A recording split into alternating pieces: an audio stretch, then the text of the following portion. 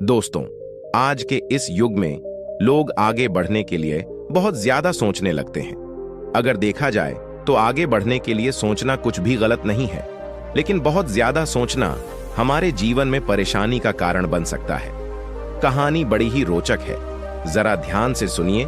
तो चलिए इस छोटी सी कहानी से समझते हैं। एक बार चीन के एक हिस्से में बहुत बड़ा मठ था, जहां लगभग 500 भिक्षु रहते थे। वो सभी अपने गुरु के मार्गदर्शन में खुद को जानने का अभ्यास कर रहे थे।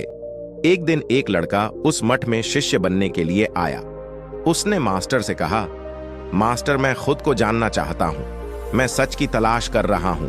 मैं पता लगाना चाहता हूं कि सच क्या है।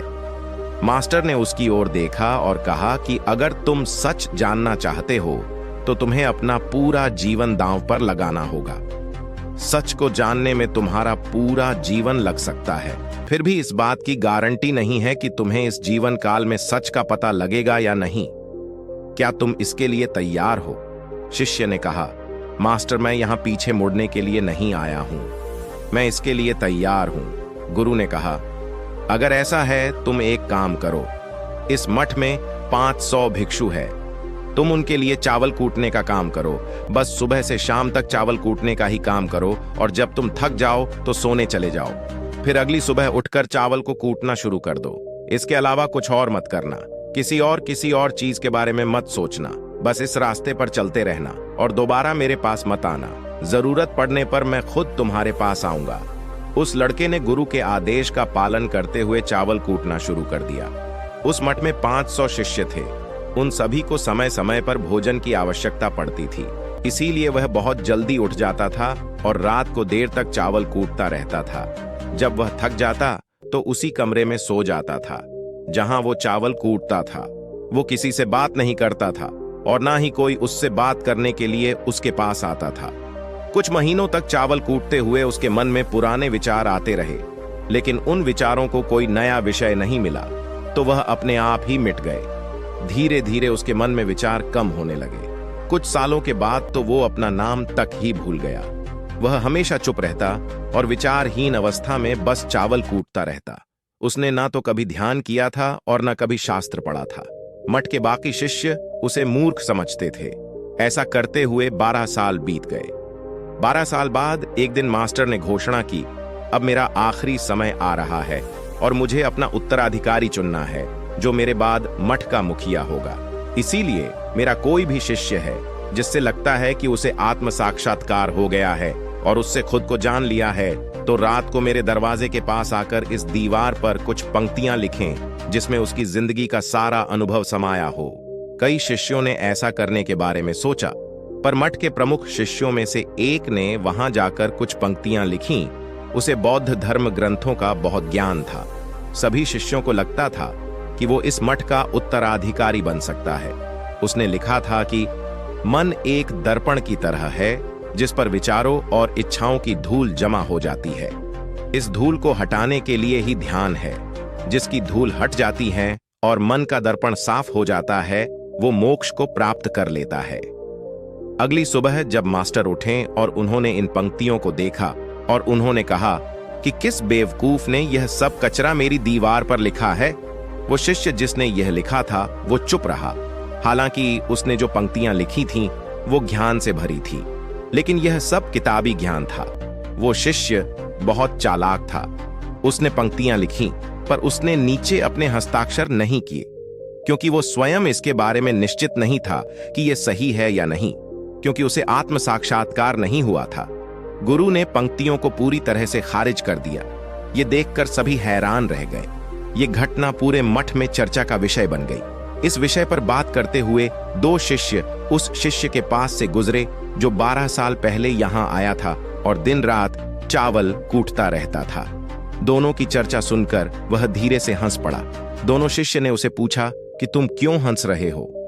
दोनों शिष्य की नजर में यह चावल कूटने वाला तुच्छ ही भिक्षु था। किसी ने उसे ना तो कभी ध्यान करते हुए देखा था, ना ही कभी शास्त्र पढ़ते हुए। हर कोई उसे मूर्ख समझता था, जो बस चावल को ही जानता था। उस मठ में बहुत बड़े बड़े विद्वान थे, लेकिन उस चावल कूटने वाले को किसी से कोई मतलब नहीं था, इसीलिए वह दोनों शिष्य उसे मुस्कुराता हुआ देखकर चकित रह गए। उन्होंने फिर उससे पूछा कि तुम क्यों हंस रहे हो? उसने जवाब दिया, मैं इसीलिए हंसा कि मास्टर सही बोल रहे हैं, यह सब पंक्तियां कचरा है, इन पंक्तियों का कोई मूल्य नहीं है। वो दोनों शिष्य चौंक गए। उन्होंने उसे पूछा कि क्या तुम ऐसी पंक्तियां लिख सकते हो जो इससे भी बेहतर हो? चावल पीसने वाले ने जवाब दिया, नहीं, क्योंकि मैं अनपढ़ हूं, लेकिन हाँ, मैं कुछ पंक्तियां कह सकता हूं। अगर तुमने उन पंक्तियों को तुम लिख सकते हो तो मैं तुम्हारे साथ जाने के लिए तैयार हूं। उन दोनों शिष्यों ने कहा, ठीक है। वे मास्टर के कमरे के पास गए और चावल कूटने वाले ने कुछ पंक्तियां बोली और दूसरे शिष्य ने उस दीवार पर लिख दिया और उन पंक्तियों के नीचे लिख दिया कि चावल कूटने वाला ओ। उन्हें लगा कि मास्टर इस पर भी गुस्सा करेंगे। जो पंक्तियों उसने लिखने के लिए कहा था बहुत अद्भुत थी और वो पंक्तियां थीं, मन तो बस एक का भ्रम है, ना तो मन है, ना ही मन का कोई दर्पण है, और जब मन ही नहीं है तो धूल कहां ठहरेगी? जो ये जानता है वो सच को जान गया। जब गुरु ने ये पंक्तियां देखीं तो वे आधी रात को उठे और चावल कूटने वाले के पास गए। वह सो रहा था। मास्टर ने उसे जगाया और कहा कि ये लो मेरी छड़ी और मेरे वस्त्र ले लो, आज से तुम मेरे उत्तराधिकारी हो। लेकिन इस मठ को छोड़कर कहीं दूर चले जाओ, क्योंकि इस मठ में बहुत सारे विद्वान हैं जो खुद को तुमसे ज्यादा श्रेष्ठ मानते हैं और वो तुम्हें मार देंगे। वो इस बात को बर्दाश्त नहीं कर सकते कि एक साधारण सा चावल कूटने वाला उनसे ज्यादा विद्वान निकला। तुम्हें वह सारा ज्ञान हो गया है जो मुझे है। तुम्हें यह सारा ज्ञान चावल कूटते कूटते हुआ है, और मुझे पता है कि तुम जहां भी जाओगे लोग तुम्हारे पास आने लगेंगे, क्योंकि जब कोई फूल खिलता है तो उसकी महक हर तरफ फैलने लगती है। उसने अपने गुरु के पैर छुए और रात को ही वहां से चला गया। अगर हम अपनी जिंदगी में देखें तो पाएंगे बहुत से लोग सोचते हैं कि ध्यान केवल एक ही जगह बैठकर आंखें बंद कर कर ही किया जा सकता है, लेकिन हकीकत में ऐसा नहीं है। ध्यान तो चलते चलते भी किया जा सकता है, अपना कुछ काम करते हुए भी ध्यान किया जा सकता है। असल में ध्यान का मतलब यह है कि आप जो भी काम कर रहे हैं उसे अपनी शिद्दत से करें कि आपको आपके शरीर का ख्याल भी ना रहे। बिल्कुल उस चावल पीसने वाले की तरह जो चावल कूटने में इतना मगन हो गया कि उसको खुद का कोई ख्याल ही नहीं रहा। उसने चावल कूटते हुए ही उसने आत्म साक्षात्कार प्राप्त कर लिया। हर समय वर्तमान में रहना और कुछ नहीं सोचना मन तब तक ही है जब तक विचार है। जब विचार ही नहीं रहेंगे तो मन भी गायब हो जाएगा।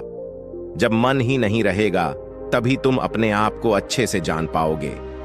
असल में हमें अपने वास्तविक रूप को जानने के लिए कोई अन्य साधना करने की आवश्यकता नहीं है। हम जो कुछ भी कर रहे हैं बस उसमें हमें पूरी तरह से खो जाने की जरूरत है। अपने काम में इस कदर से लीन हो जाओ, क्या आपका काम भी ध्यान बन जाए। दोस्तों, कहानी को पूरा सुना हो तो कमेंट बॉक्स में बताएं कि कहानी कैसी लगी। नमस्कार, मिलते हैं किसी अन्य वीडियो पर।